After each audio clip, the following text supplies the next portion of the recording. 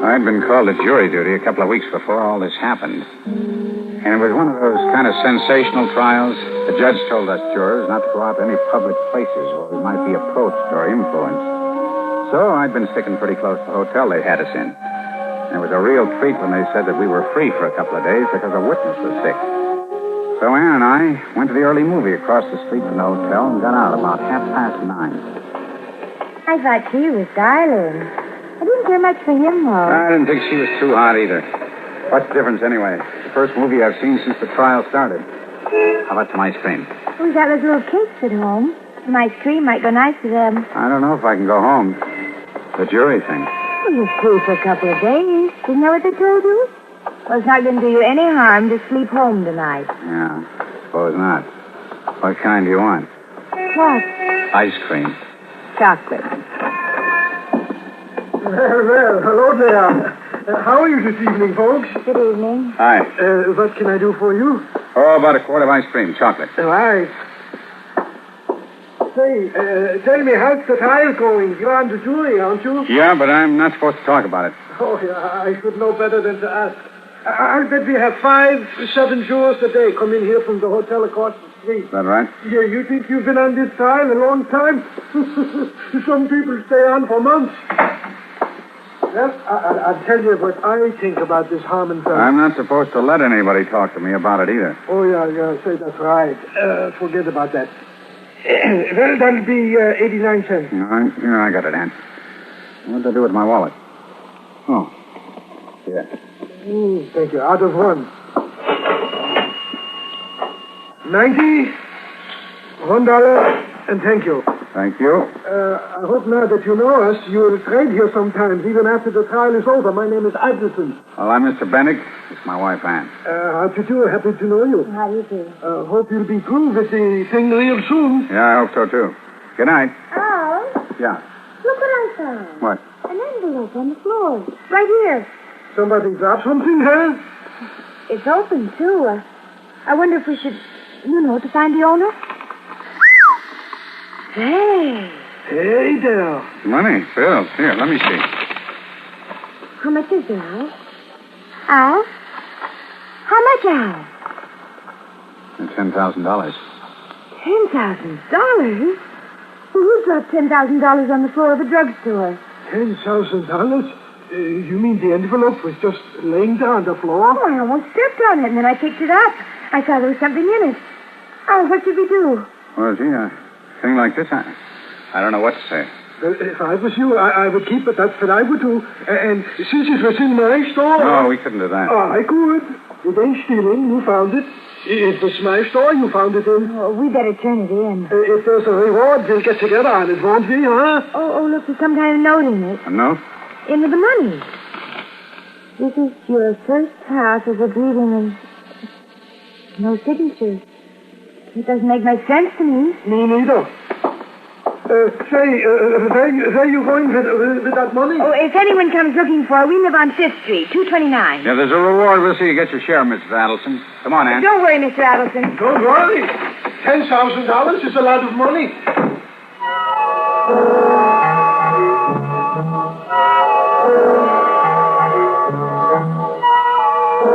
$10,000 is a lot of money. An awful lot of money. Ann was still trying to figure it out when we got home.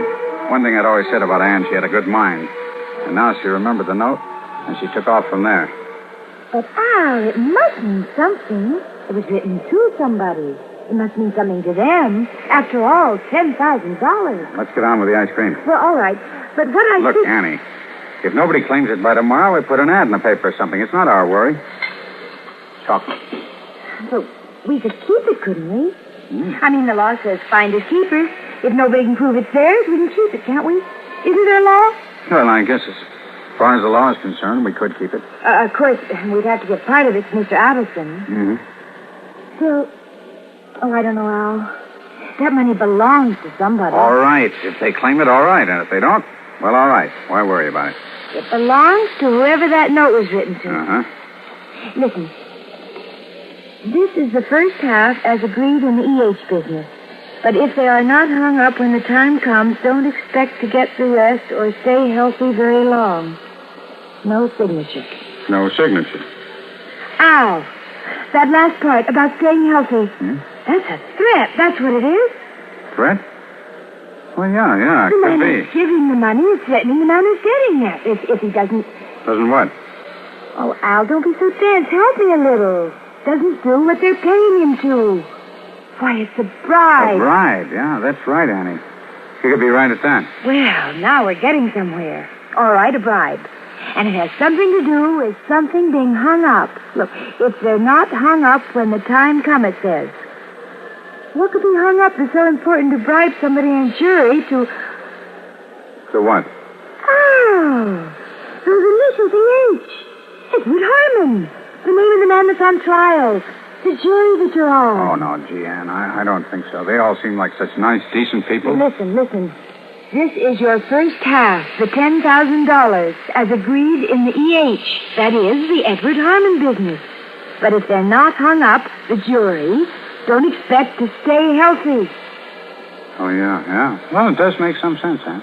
Well, we've got to call the police. Police? Yes, we've got to report it right away. Well, maybe I could give it to the district attorney in the morning. Oh, no, don't you see, Al? You're on that jury. Yeah, I know, but... If we delay telling them for even an hour, they may think that you've got something to hide. No, I think I'd better wait until morning. If you don't phone them, I will. Right away. Now. All right. I hope you're right.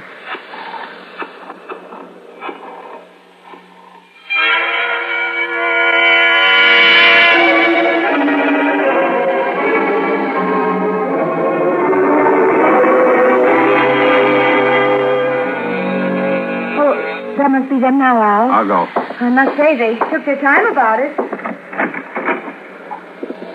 Good evening, gentlemen.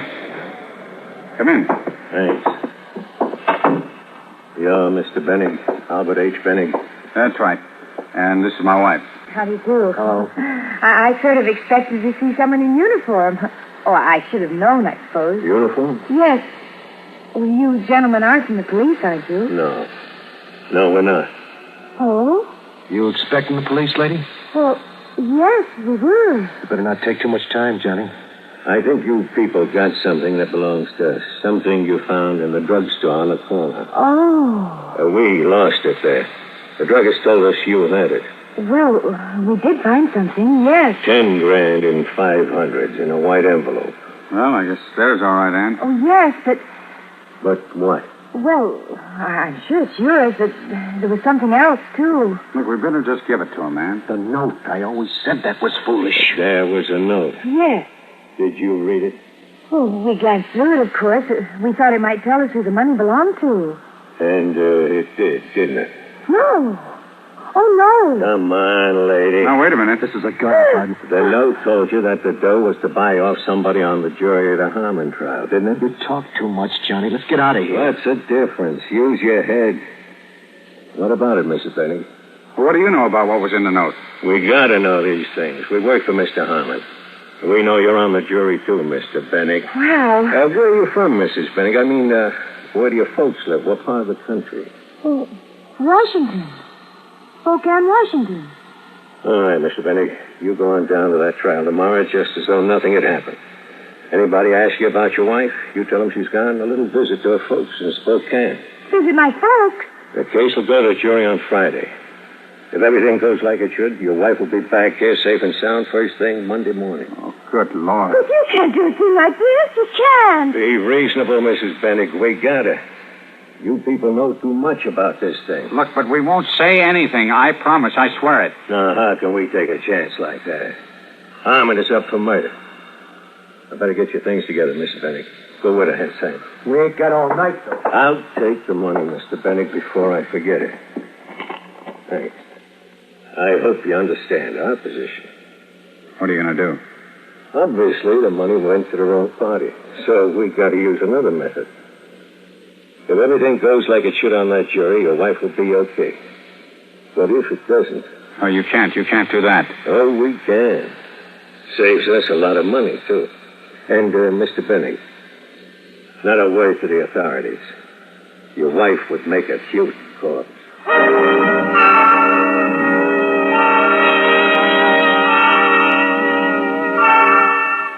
After they left, I just sat there. Maybe another guy would have rushed right off, done something. But I couldn't. I had to think. It all happened so suddenly. In less than an hour, the whole thing. Picking up the money on the floor at the drugstore and then figuring out from the note that it was a bribe to someone on the jury of the Harmon trial.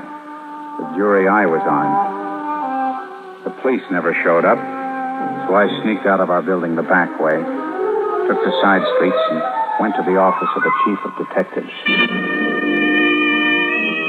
So you came down here.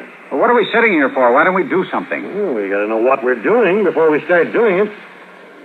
Anyway, from what you tell me, I don't think she'll be in any real danger. No real danger. She's been kidnapped by gangsters. But why? That's what doesn't make any sense to me. I told you the money was some kind of bribe. They thought we knew about it. Yeah, but you didn't. Well, how could we? Ann just picked the money up off the floor and... They said they'd have her back by Monday. That's what they said. You can believe them if you want to, but she's my wife. Okay. Well, what do these two cookies look like? Oh, I don't know. They're average size. Dark, I think. No, I don't remember what they look like. Did you catch her name? I didn't ask him. You're not going to be much help for a while, are you? Okay, it's all right. Now, by the way, my name's Dan. No, mine's Al. You'll probably be seeing quite a lot of me in the next day or two, so we might as well get acquainted. And Al. Yeah. Take it easy. We'll find your wife.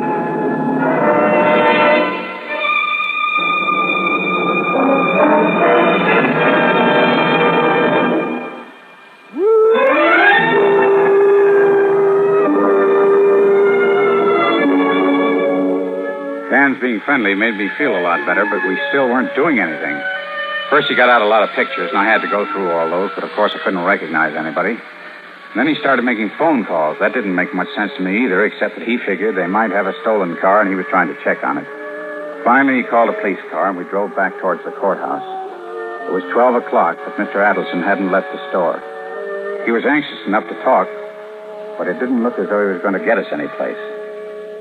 I tell you, Lieutenant, it was right there on the floor. It was right there. Yeah, but when you talk to these two men...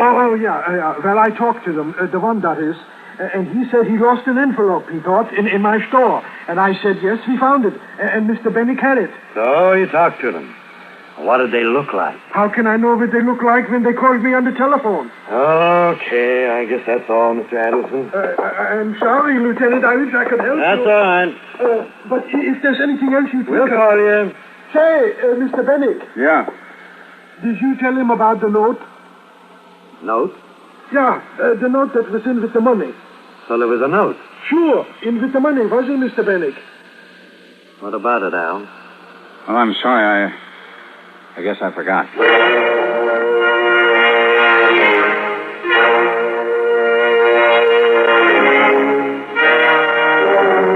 drove back to 5th Street and parked in front of my apartment. Dan didn't say a word until we got into the elevator. And then he spoke to the elevator boy, not to me. You take Mrs. Bennick and a couple of men down tonight about 10:30? Yeah, that's right. Police? Yes. What did they look like? Well, I couldn't really tell you. They had their hats pulled down, sort of.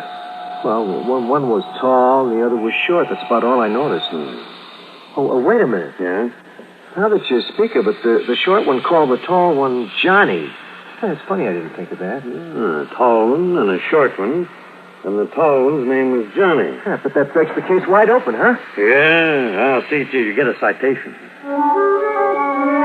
We got off at my floor, and I opened the apartment, and we went in. He still didn't say anything. He prowled around the apartment, poking into bureaus and closets, not saying a word. Then he came out in the living room and sat down in the big armchair and just looked straight at me.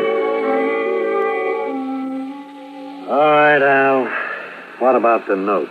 I'm sorry, Dan. I didn't think it was important. Yeah, and you couldn't remember that one was a tall guy and the other was a short guy. And the tall guy's name was Johnny. I was all upset. I don't even know if I heard his name. Hey. Wait a minute. Why didn't I think of it? Think of what? Bill Quinlan, the defense lawyer in the Harmon case. Those are his boys. I've had those guys up a dozen times. He always comes and gets them off. The Harmon trial? Yes, this Harmon is up on a murder rap. Bank robbery and a guard was killed. The lawyer is Bill Quinlan. Quinlan's bribed more juries than I've got hairs on my head, if you could ever prove it.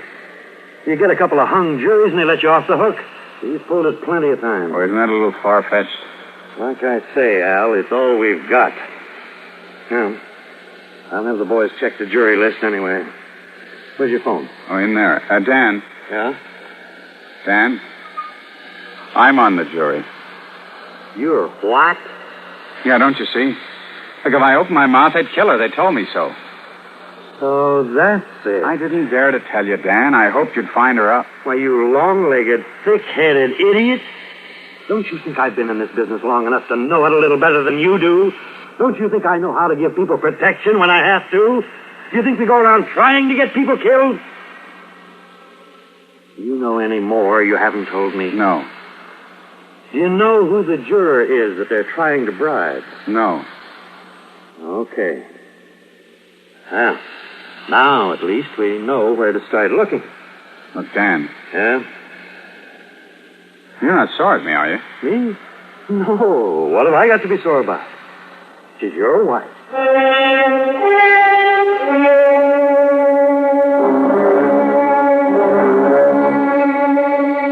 We knew where to start looking, but it wasn't as easy as that. I was still on the jury, of course. They didn't dare make a move against Harmon because of Anne. The case went to the jury Friday, and there was still no word of her. And, of course, I had to vote not guilty. They understood that. But as it turned out, the vote was 8-4, so it didn't really matter with a hung jury. Harmon was scheduled for a new trial anyway. But now it was Monday, the day Anne was supposed to return. But there was no word. What if they'd found out the police knew that I was on the jury? It was nearly midnight, and Dan came to the apartment. He looked as though he hadn't slept for 3 days. I hadn't either. He told me to come along with him. He didn't say much until we were way down on Avenue C on the Lower East Side. Don't let it get out, fella. I think we're going to come out all right. When did you find out? About an hour ago. We trailed Harmon. That's why he got bailed. Dan, don't kid me. Are you sure that As sure as we can be. We know where they are. She'll be there. There, that's the place. The third house down. Ellis, you and Wilson stake out the back. Farley and Edwards take the front. I'm going in. All right, get going. Right. Dan, Yeah? I want to go with you. No, you stay in the car. I'm going with you. Okay. Come on. Let's go. The light in the front. And they give us a little reception, Al. They wouldn't do anything to her, would they? Would they, Dan? Try the door. Locked.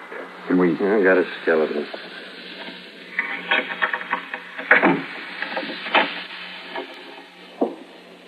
Close it behind you so the street light won't show us up. Okay. All right. Let's try here. I don't think anybody's around. Come on. Maybe they took her someplace. Quiet.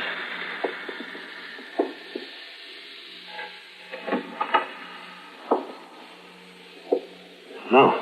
Al, you better stay out. Why? What is it? What is it? It's her, Al, your wife. She's dead.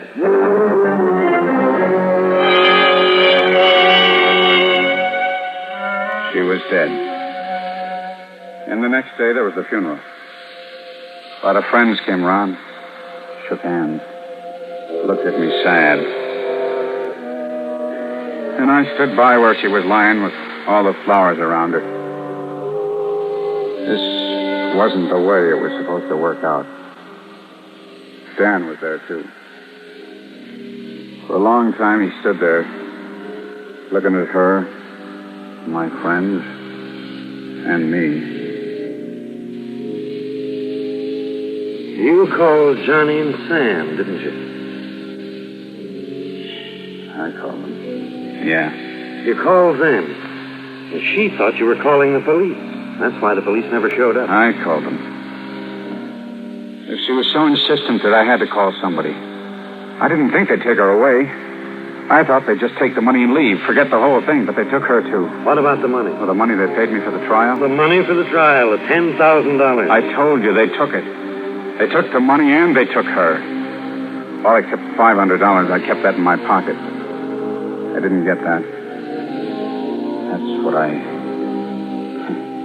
paid for the funeral with. Yes, I know. We had the numbers of the bills. When we picked them up later that night, they had it all except $500. And that's what brought me back to you. It's funny. I did it for her. To buy her nice things, huh? And all I bought her was her funeral. Say goodbye, Al. You'll have to come with me.